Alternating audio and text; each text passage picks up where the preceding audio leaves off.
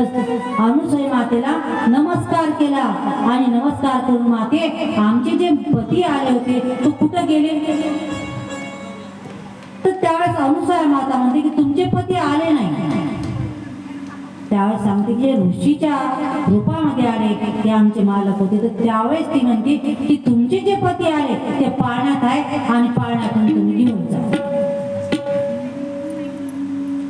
आता असा विचार पडला की हे जे तिन्ही मुलं आहे तर सारखे आहे, तो कोणाच्या बाजूला हात लावा.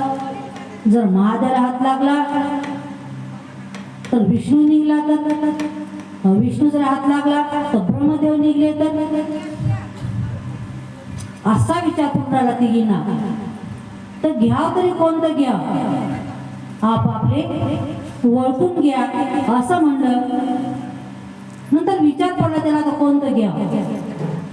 त्यावेळेस अनुसूया मातेला शरण गेल्या की माता जे आम्ही तुमची जे परीक्षा पाहिली आमची माफ करा आणि आमचे पती आम्हाला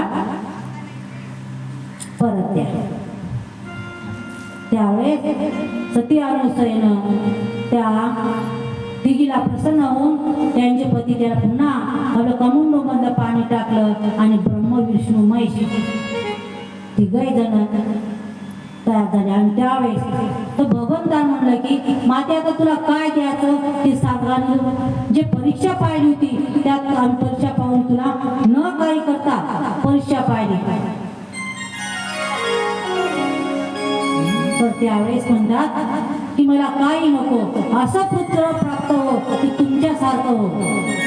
स्त्री मिळून दत्तात्रेयचा जन्म झाला. दत्तात्रेय महाराज